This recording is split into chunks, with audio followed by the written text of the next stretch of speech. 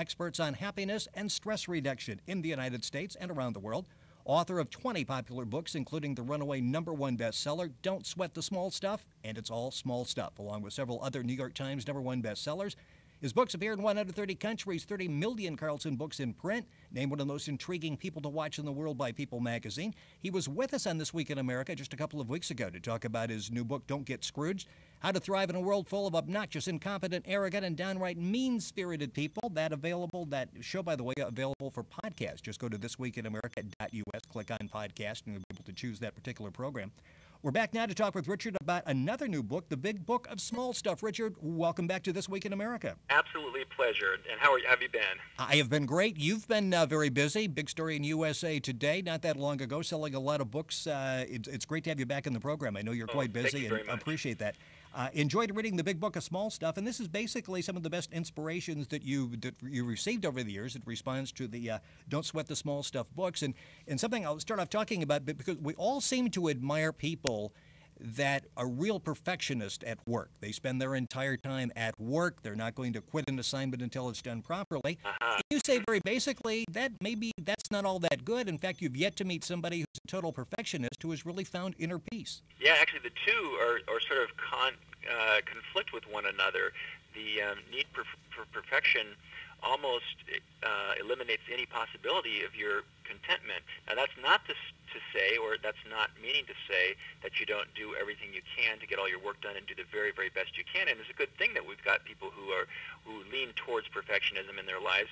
But you have to make peace with the fact that we're never going to arrive at actual perfection. And when you do make peace with that fact, then when you make little mistakes or when other people make mistakes, you can give yourself a pat on the back or make allowances or give yourself a break or give other people a break, because we live in a very complex world, and trying to be perfect all the time is just a surefire way to get a ticket to the emotional doldrums, that's for sure. Yeah, a big thing of what you talk about in all your books, and it was the basis for Don't Sweat the Small Stuff, is like you need to have that balance there. I mean, doing work is fine, and we all need to do that. For many people, I guess, unfortunately, maybe that's how we define ourselves. But you really need to have something else in your life. And if you're a perfectionist, you probably are a perfectionist, sacrificing other areas of your life. Yeah, one of the strategies actually that came out that was included in the Big Book of Small Stuff is from the original book, and that was the one where I said, remind yourself that when you die, your in-basket won't be empty. And what you find is that a lot of people who are perfectionists, and I'm not being critical of them at all, I just feel that if they were slightly less perfection-oriented, they would be a lot happier. But the same applies to if you remind yourself that when you die, you're still going to have things to do. You're never going to run out of things to do. It's sort of like cafeteria trees. You get one thing done and something else pops up. And that's sort of the way life is supposed to be. If you finished everything on your plate, you could certainly make an argument that you wouldn't have a need for a job. So you lighten up around it, do the best you can, but then at the end of the day, you can put it aside. You're going to be a lot happier person than if you're carrying it around in your head with you when you get home. And let's face it, it's not too exciting for our spouses to listen to how overwhelmed we are either. And we're only overwhelmed because we're working as hard as we can all day, then we go home and we recreate the negative scenario to the people we're with. So just to keep that in mind is very helpful. Well, you say, and it's interesting with the in-basket, we always get frustrated because we look over there and there's always something to do, and you say basically that's why we call it an in-basket. There will always be something in there. The only time the in-basket is problematic is when you believe that it's possible to get it all done. Like most bosses of corporations are constantly putting things, and managers are doing the same thing, putting things in their employees' in baskets to do. That's the nature of business, but it's also the nature of life at home and taking care of a family and taking care of a house and whatever other responsibilities you might have. There's always something to do. The idea is to prioritize, do the best you can, but then not freak out when you can't get to it all. In fact, far from freaking out, you make peace with it, and you kind of laugh at it, and you say, well, this week there's no possibility, and that's okay. I mean, you get up the next day, it's always going to be there for you. I thought of this strategy, once when a long time ago when my grandmother unfortunately passed away, and I remember she had all these things left to do on that were unfinished, and my dad and I promptly took charge and took care of all those things for her. So even after you die, there's still going to be things in your in basket. You're so listening if to... you lighten up about it and can keep a little sense of humor, it really makes it easier and takes the pressure off. And that's a key of what Richard is talking about. Richard Carlson, our guest on the program, author of the #1 bestseller, Don't Sweat the Small Stuff. New book is out called The Big Book of Small Stuff, 100 of the Best Inspirations from Don't Sweat the Small Stuff. Book is available literally all across the country. His website is don'tsweat.com. You're listening to This Week in America. Our website is thisweekinamerica.us. You can get information on Richard and all the upcoming guests on our program by going to the website. We're talking about in baskets, and you got a chapter in there, and I read this like 3 times because I'm guilty of this probably 4 or 5 nights a week. It's almost like a mental in basket. We go to sleep, we wake up, and we're thinking of something we need to do the next day. And you refer to it as the snowball effect of our thinking, and you talk like a thought attack. And it may be one thing you think about, and all of a sudden you're up for an hour and a half, and you're physically exhausted by the time you wake up because you basically have just done the next day mentally while you're laying in bed. Yeah, you know what you're doing when you do that. Unfortunately, what we're doing, and I've certainly been guilty of it myself as well. It's an ongoing, battle to not do it. But I love that term thought attack because that's exactly what it is. But when you have thought attacks and you keep going over and over and over in your head all these things that aren't going to get done and that should get done that you didn't get done yesterday and so on and so forth, what you're really doing is if you think about it, honestly, you're rehearsing being unhappy. You're actually rehearsing unhappiness.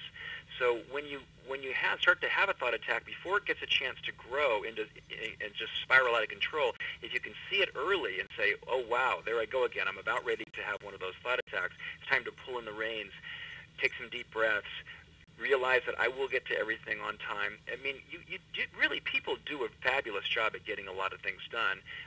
It's just there's a fine line between doing your best and going over the line and doing too much to where you start losing your bearings and losing your well-being and neglecting your family and neglecting your own physical and emotional and spiritual needs.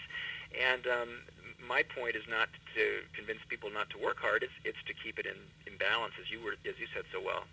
A chapter in the book is called Put Your Mind in Neutral, and I think that goes along with what you're talking about because if we can, and another chapter in there we'll talk about, it's basically being bored sometimes is okay. We seem to feel like we have to keep thinking, we have to keep producing, we have to keep being productive, and when you think about it, the chapter on putting your mind in neutral makes a whole lot of sense. Sometimes if we ease back a little bit, it's like you're trying to think of maybe somebody you went to school with and you can't recall the name. The harder you think about it, it's not going to come to you. That's right. And it's when you start, the way it comes to you is from out of the blue, is when you clear your mind. But that's what putting your mind in neutral is. It's sort of like a meditative state or a state of prayer or whatever. It's just quieting your mind down, putting it in neutral, not letting the cylinders be running at full steam ahead. And what happens is you'll get more insights. Rather than chasing happiness, happiness will sneak up on you.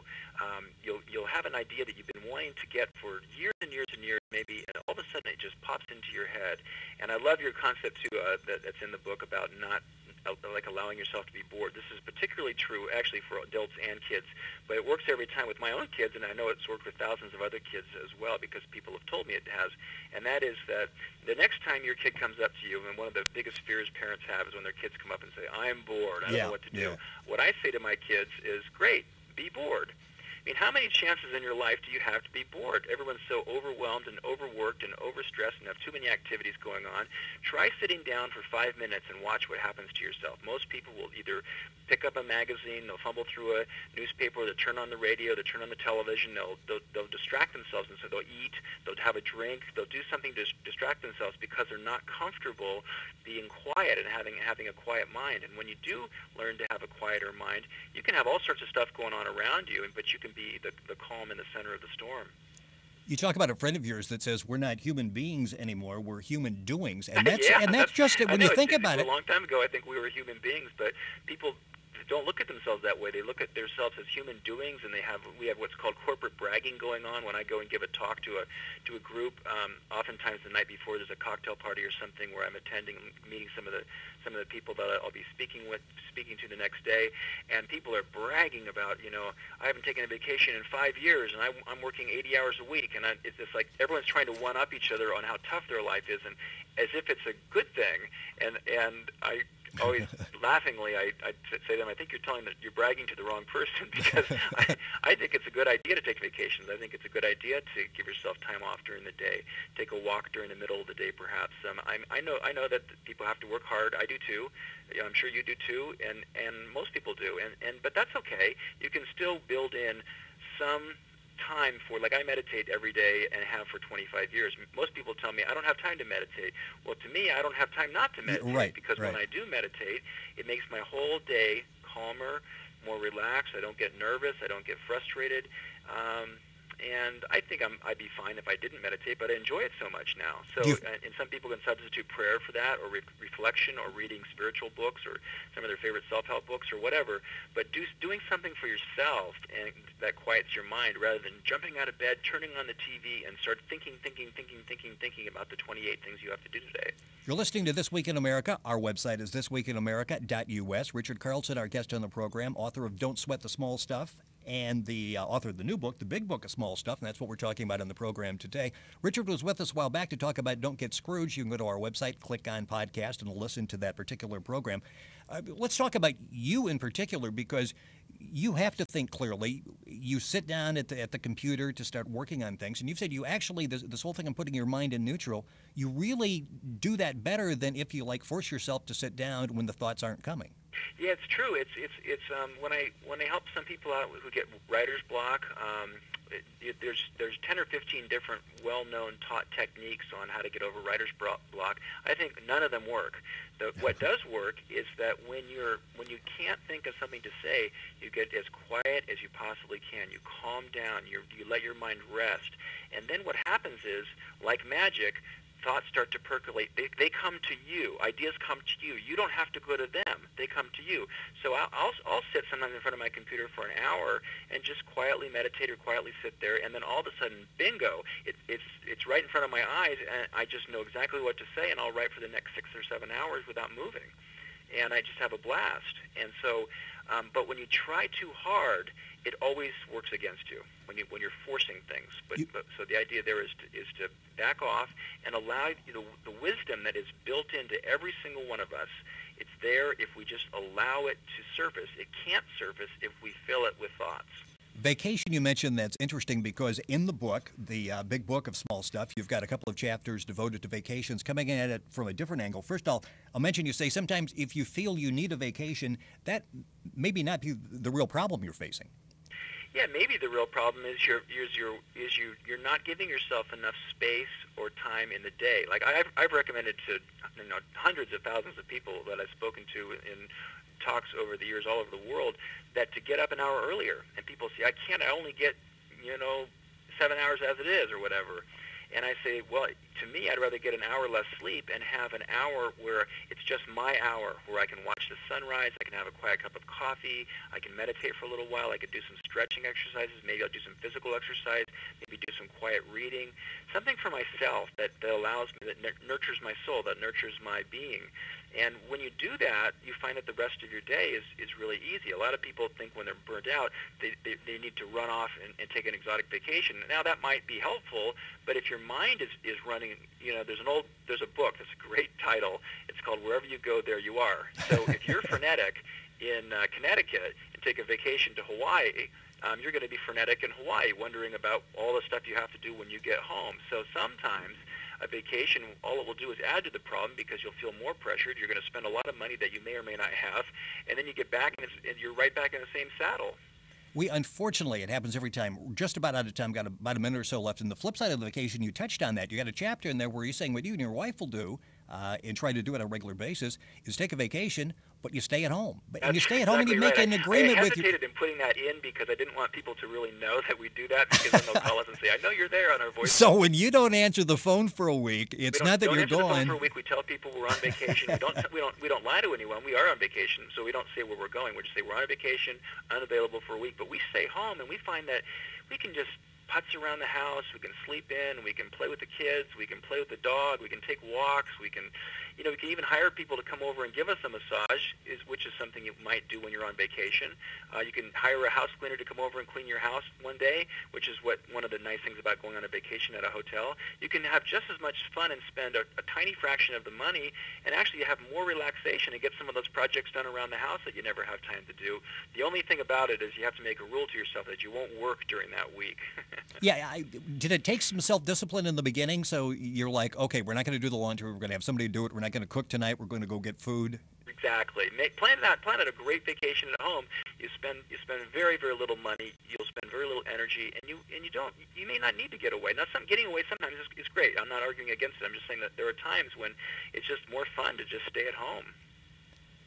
Richard Carlson has been our guest on This Week in America. Richard, unfortunately, we're out of time. You go to the website to get more information on his books, don'tsweat.com. The new book is called The Big Book of Small Stuff. It's available all across the country, Amazon, wherever you can click on and order the book. If you come to our website, thisweekinamerica.us, you can link on to Richard's website as well.